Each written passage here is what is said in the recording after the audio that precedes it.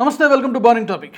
తమిళనాడు రాష్ట్రంలో Tirunelveli POCSO court ఒక సంచలనమైనటువంటి తీర్పునిచ్చింది. అదేంటంటే ఒక పాస్టర్కు, ఒక చర్చ్ నిర్వాహకుడికి 4 మరణశిక్షలు విధించింది. అదేంటి, చాలామంది ఆశ్చర్యపోవచ్చు.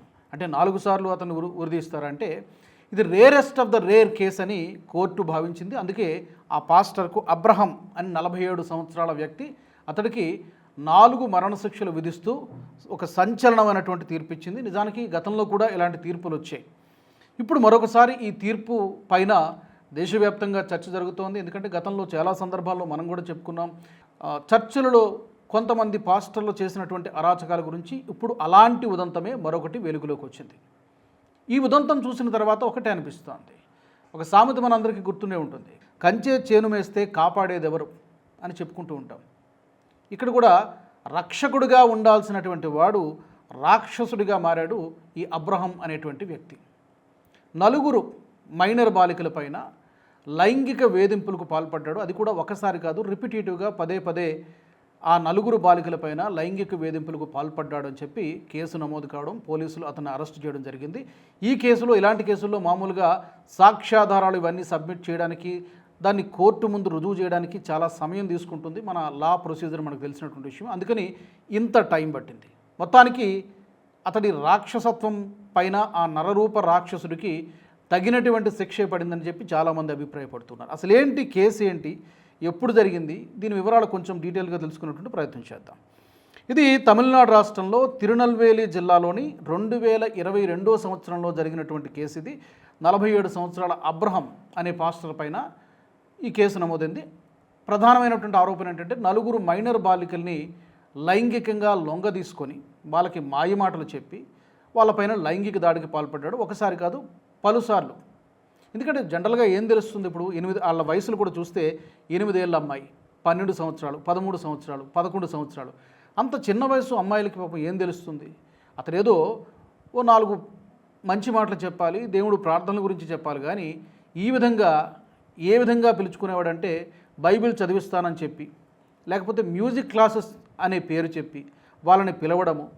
కొన్ని సందర్భాల్లో ఆ చర్చిలోనే ఈ లైంగిక వేధింపులకు పాల్పడినట్టుగా పోలీసులు చెప్తున్నారు. మరికొన్ని సందర్భాలలో ఎవరూ లేనటువంటి ప్రదేశానికి తీసుకెళ్ళి ఈ 4 బాలికలపై కూడా వాళ్ళపైన అత్యాచారం చేసినట్టుగా పోలీసులు చెబుతూ ఉన్నారు. చాలా సీరియస్ అఫెన్స్ ఇది. పోక్సో అంటే protection of children from sexual offences act కింద కేసు నమోదైంది. ఎప్పుడు 2022 జూలై 5వ తారీఖున Tirunelveli rural all women police స్టేషన్లో కేసు నమోదు చేశారు. అయితే ఇతను ఇంకొకటి చేయడమే దారుణమైనటువంటి తప్పు చేశాడు. మళ్ళీ ఆ బాలికల్ని బెదిరించాడు. ఈ విషయాన్ని గురించి మీరు బయట ఎవరికైనా చెబితే, మీ కుటుంబ సభ్యులకి, మీ ఫ్యామిలీ మెంబర్స్కి ఎవరికైనా చెబితే చంపేస్తానంటూ ఆ బాలికలందరినీ బెదిరించడంతో పాపం చాలా కాలం పాటు వాళ్ళు ఎవరికీ చెప్పకుండా ఉండిపోయారు. మొత్తానికి అందులో ఈ 4 బాలికల్లో ఒక అమ్మాయికి చాలా సివియర్ స్టమక్ పెయిన్ వచ్చేసరికి ఫ్యామిలీ మెంబర్స్కి అనుమానం వచ్చింది. హాస్పిటల్కి తీసుకెళ్లారు. తీసుకెళ్ళిన తర్వాత తీరా చూస్తే అసలు విషయం బయటపడింది. ఏంటి ఈ విషయం అని ఆరా తీసేసరికి ఇది విషయం, ఈ పాస్టరే అసలైనటువంటి దొంగ, వీడు చేసినటువంటి తతంగం ఇదంతా కూడా అని చెప్పి తెలిసింది. ఆ తర్వాత తీగలాగితే డొంక కదిలినట్టుగా ఈ అమ్మాయి ఒక్కరే కాదు, ఇలాంటి అమ్మాయిలు మరొక 3 కూడా ఉన్నారు అని చెప్పి ఆ కుటుంబ సభ్యులు కూడా రోడ్డుపైకి వచ్చి అతన్ని చెప్పుతూ తీసుకొట్టినటువంటి పరిస్థితి వచ్చింది. చివరికి పోలీసులకు చెప్పడము, వాళ్ళు అరెస్ట్ చేయడము జరిగింది. సో ఇప్పుడు కోర్టు ఏం చెప్తోందంటే, తిరునల్వేలి పోక్సో ప్రత్యేకమైన కోర్టు ఇది. నిజానికి అంటే కొంచెం ఈ మధ్య ఇలాంటి కేసెస్ని కొంచెం త్వరితగతిన విచారణ జరపాలి, శిక్షలు పడాలని ఫాస్ట్ ట్రాక్ కోర్టులు కూడా వస్తున్నాయి. ఇది స్పెషల్ కోర్టు అని చెప్తున్నారు. పోక్సోలోనే ఒక స్పెషల్ కోర్టు.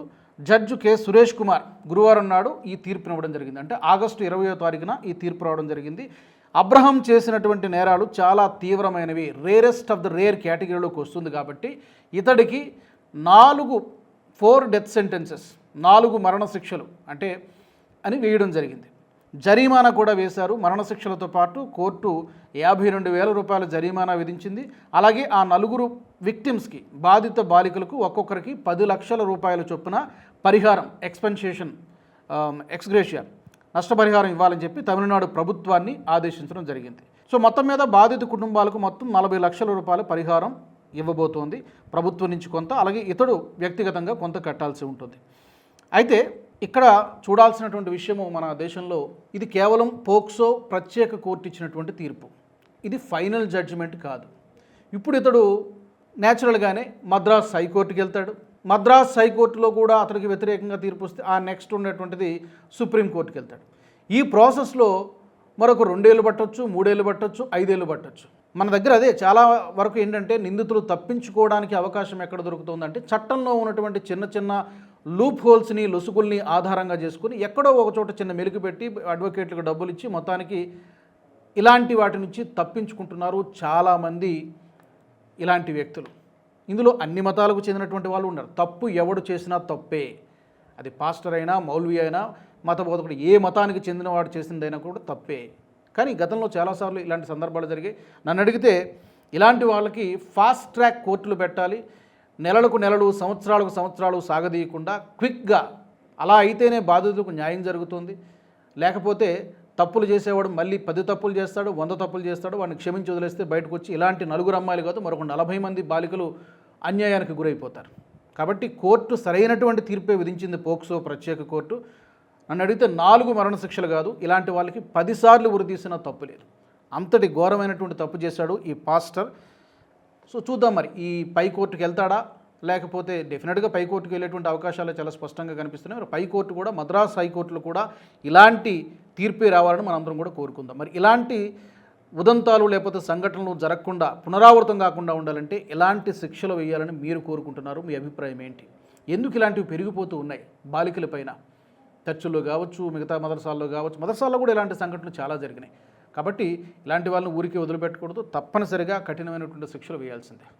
ఈ వీడియో మీకు నచ్చినట్టయితే లైక్ చేయండి, 10 మందికి షేర్ చేయండి. అలాగే కామెంట్ల రూపంలో మీ అభిప్రాయాలను మాతో పంచుకోండి. Nationalist hub group of channels ను సబ్స్క్రైబ్ చేసుకుని తెలుగునాట జాతీయవాద జర్నలిజాన్ని ప్రోత్సహించండి. ఈ వీడియో కింద ఉన్న బెల్ ఐకాన్ పై క్లిక్ చేయడం మర్చిపోవద్దు.